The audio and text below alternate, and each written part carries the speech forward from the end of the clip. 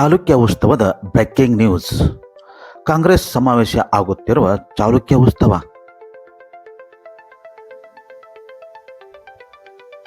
ಬಾದಾಮಿ ಮತಕ್ಷೇತ್ರಕ್ಕೆ ಮಾತ್ರ ಸೀಮಿತ ಆಗುತ್ತಿರುವ ಚಾಲುಕ್ಯ ಉತ್ಸವ.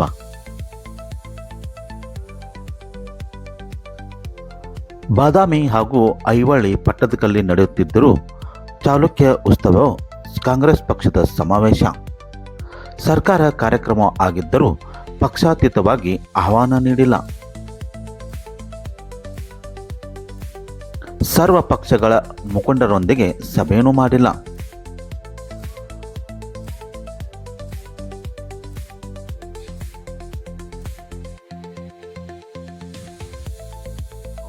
ತಮ್ಮ ಪಕ್ಷದ ಕೆಲವರನ್ನು ವಿಶ್ವಾಸಕ್ಕೆ ತೆಗೆದುಕೊಂಡಿಲ್ಲ ಎಂಬ ಶಾಸಕರ ವಿರುದ್ಧ ಅಸಮಾಧಾನ.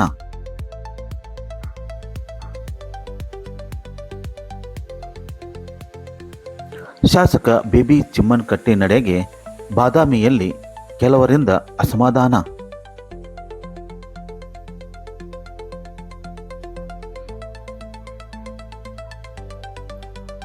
ಶಾಸಕ ಬಿಬಿ ಚಿಮ್ಮನಕಟ್ಟಿ ಅವರ ನಡೆಗೆ ಬಾದಾಮಿಯ ಕ್ಷೇತ್ರದಲ್ಲೇ ಅಸಮಾಧಾನ. ಶಾಸಕರೇ, ಉತ್ಸವ ನಿಮ್ಮ ಮನೆಯ ಕಾರ್ಯಕ್ರಮ ಅಲ್ಲ ಎಂದು ಅಸಮಾಧಾನಗೊಂಡ ಕಾರ್ಯಕರ್ತರ ಹೇಳಿಕೆ. ಸಚಿವರೇ, ಇದು ಸರ್ಕಾರದ ಕಾರ್ಯಕ್ರಮ, ಎಲ್ಲರ ವಿಶ್ವಾಸ ಅಗತ್ಯ. ಇದು ಕಾಂಗ್ರೆಸ್ ಪಕ್ಷದ ಸಮಾವೇಶ ಅಲ್ಲ.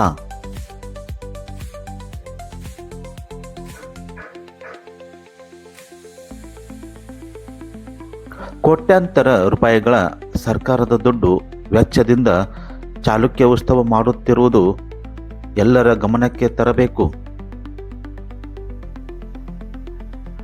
ಸ್ಥಳೀಯವಾಗಿ ಬಿಜೆಪಿ ಹಾಗೂ ಜೆಡಿಎಸ್ ಪಕ್ಷದ ಮುಖಂಡರಿಗೆ ಆಹ್ವಾನ ಇಲ್ಲ.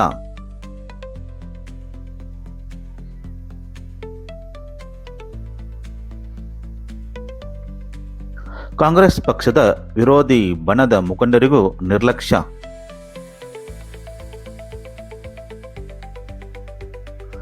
ಶಾಸಕರಿಗೆ ಮಾತ್ರ ಪ್ರತಿಷ್ಠೆ ಆಗಿರುವಂಥ ಚಾಲುಕ್ಯ ಉತ್ಸವ.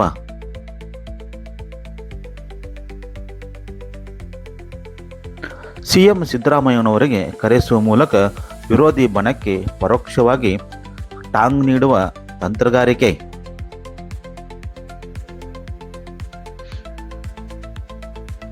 ಶಾಸಕರ ತಂತ್ರಗಾರಿಕೆಗೆ ಸಾರ್ವಜನಿಕ ವಲಯದಲ್ಲಿ ಚರ್ಚೆ.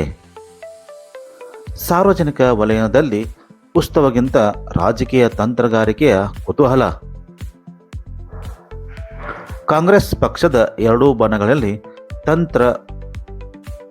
ಪ್ರತಿ ತಂತ್ರಗಾರಿಕೆಯ ಆಟ.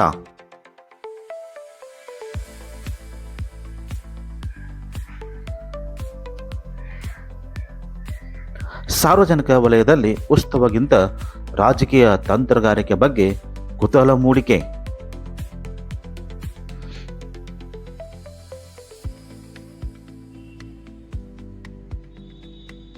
ಚಾಲುಕ್ಯರ ನಾಡಿನಲ್ಲಿ ಜನವರಿ 19, 20, 21ರಿಂದ ಚಾಲುಕ್ಯ ಉತ್ಸವ ಕಾರ್ಯಕ್ರಮ ಹಮ್ಮಿಕೊಳ್ಳಲಾಗಿದೆ. ಜನವರಿ 19ರಂದು ಮುಖ್ಯಮಂತ್ರಿ ಸಿದ್ದರಾಮಯ್ಯನವರು ಸಂಜೆ 4:30ಕ್ಕೆ ಚಾಲುಕ್ಯ ಉತ್ಸವಕ್ಕೆ ಚಾಲನೆ ನೀಡಲಿದ್ದಾರೆ. ಹೀಗಾಗಿ ಸಿದ್ದರಾಮಯ್ಯನವರು ಬಾದಾಮಿ ಮತಕ್ಷೇತ್ರಕ್ಕೆ ಪ್ರವಾಸ ಹಮ್ಮಿಕೊಂಡಿದ್ದಾರೆ. ಚಾಲುಕ್ಯದ ಉತ್ಸವದ ಅಂಗವಾಗಿ ಜನವರಿ 19ರಂದು ಬಾದಾಮಿಯಲ್ಲಿ, ಜನವರಿ 20ರಂದು ಪಟ್ಟದಕಲ್ಲು ಹಾಗೂ ಜನವರಿ 21ರಂದು ಐವಳಿಯಲ್ಲಿ ಚಾಲುಕ್ಯ ಉತ್ಸವದ ಭವ್ಯ ಕಾರ್ಯಕ್ರಮ ಆಯೋಜನೆ ಮಾಡಲಾಗಿದೆ. ಮುಖ್ಯಮಂತ್ರಿ ಸಿದ್ದರಾಮಯ್ಯನವರು, ಡಿಕೆ ಶಿವಕುಮಾರ್ ಸೇರಿದಂತೆ ಪ್ರವಾಸೋದ್ಯಮ ಸಚಿವರಾಗಿರುವಂಥ ಎಚ್.ಕೆ. ಪಾಟೀಲ್, ಕನ್ನಡ ಮತ್ತು ಸಂಸ್ಕೃತಿ ಇಲಾಖೆಯ ಸಚಿವರಾಗಿರುವಂಥ ಶಿವರಾಜ್ ತಂಗಡಗಿ ಸೇರಿದಂತೆ ಇತರ ಸಚಿವರು ಹಾಗೂ ಗಣ್ಯಮಾನ್ಯರು ಭಾಗವಹಿಸಲಿದ್ದಾರೆ. 3 ದಿನಗಳ ಕಾಲ ಸಂಗೀತ ಕಾರ್ಯಕ್ರಮ, ಜಾನಪದ ಕಲೆ, ಭರತನಾಟ್ಯ ಸೇರಿದಂತೆ ವಿವಿಧ ಸಂಗೀತ ಕಾರ್ಯಕ್ರಮಗಳನ್ನು ಹಮ್ಮಿಕೊಳ್ಳಲಾಗಿದೆ.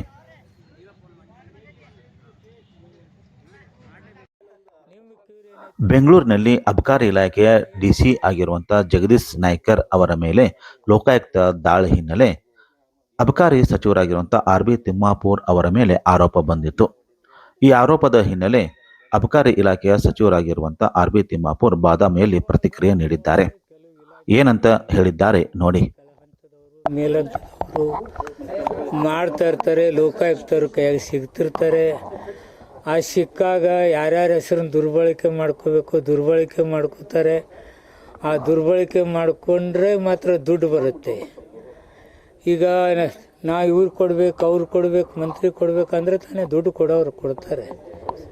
ಹೀಗೆ ಹೆಸರನ್ನು ದುರ್ಬಳಕೆ ಮಾಡ್ಕೊಳ್ತಕ್ಕಂಥದ್ದು ನಂದು ಒಂದೇ ಇಲಾಖೆಯಲ್ಲಿ, ಎಲ್ಲ ಇಲಾಖೆಯಲ್ಲಿ ಕೆಲವು ಟೈಮ್ ನಡೆದಿದ್ದಾವೆ. ಅದರಂತೆ ನನ್ನ ಇಲಾಖೆಯಲ್ಲಿ ಒಬ್ಬ ಯಾವನೋ ತಮ್ಮಣ್ಣ ಅಂತೇಳಿ ಅವನು ಸಿಕ್ಕಾಕೊಂಡು ಅದಕ್ಕೇನೋ DC ಅವರು ಅವನಿಗೆ ಭೇಟಿಯಾಗಿ ಅಂತ ಹೇಳಿದ್ದಾರೆ. ಆ ತಮ್ಮಣ್ಣ ನಾವೇನೋ ಏನೇನೋ ಹೇಳಿದಾನಂತಂದು ಆಡಿಯೋ ಇದೆ ಅಂತೆ. ಆಡಿಯೋ ನನಗೆ ಗೊತ್ತಿಲ್ಲ, ಇನ್ನೋದು ನನಗೆ ಬಂದಿಲ್ಲ. ಅದನ್ನು ವೆರಿಫೈ ಮಾಡೋಣ. ನಾನು ಹಲವಾರು ಬದಲಾವಣೆಗಳನ್ನು ತಂದೆ, ಇದು ಕರಪ್ಷನ್ ಕಂಟ್ರೋಲ್ ಮಾಡಬೇಕಂತೇಳಿ. ಈ ಲಾಗಿನ್ಗೆ ಆ ತಮ್ಮಣ್ಣನಿಗೆ ಲಾಗಿನ್ ಹೋಗೋದಿಲ್ಲ. Is a not authority. Direct DC ಆಫೀಸ್ಗೆ ಹೋಗುತ್ತೆ, ಆ ನಂತರ ಕಮಿಷನರ್ ಆಫೀಸ್ಗೆ ಹೋಗುತ್ತೆ. ಅದು 10-12 ಲಾಗಿನ್ಗಳಿದ್ವು, ಎಲ್ಲ ತೆಗೆದು ಒಂದು 6 ಲಾಗಿನು 7 ಲಾಗಿನು ಮಾಡಿದ್ದೀನಿ ನಾನು. ಇದು ಭಾಳ ಜನರಲ್ಲಿ ಹೋಯ್ತಂದರೆ ಇವರು ಕರಪ್ಷನ್ ಮಾಡ್ತಾರೆ ಅನ್ನೋ ದೃಷ್ಟಿಯಿಂದ ಮಾಡಿದ್ದೀವಿ. Thammanna is a not authority. ತಮ್ಮಣ್ಣಿಗೆ ಲಾಗಿನ್ಗೆ ಯಾವುದೇ CL7 ಡಿಸ್ಟಿಲರೀಸ್, ಬ್ರೀವರೀಸ್ ಯಾವುದು ಅವನಿಗೆ ಹೋಗೋದಿಲ್ಲ. ಅವನೇನೋ ಹೇಳಿ ದುಡ್ಡು ತೊಗೊಂಡಿದ್ದಾನೆ ಅಂಥೇಳಿ ಅದಕ್ಕೆ DC ಅವರು ತಮ್ಮನಿಗೆ ಮಾತಾಡಿದ್ದಾರೆ ಅಂತ ಆಡಿಯೋ ಇದೆ ಅಂತೇಳಿ ಹೇಳ್ತಾರೆ.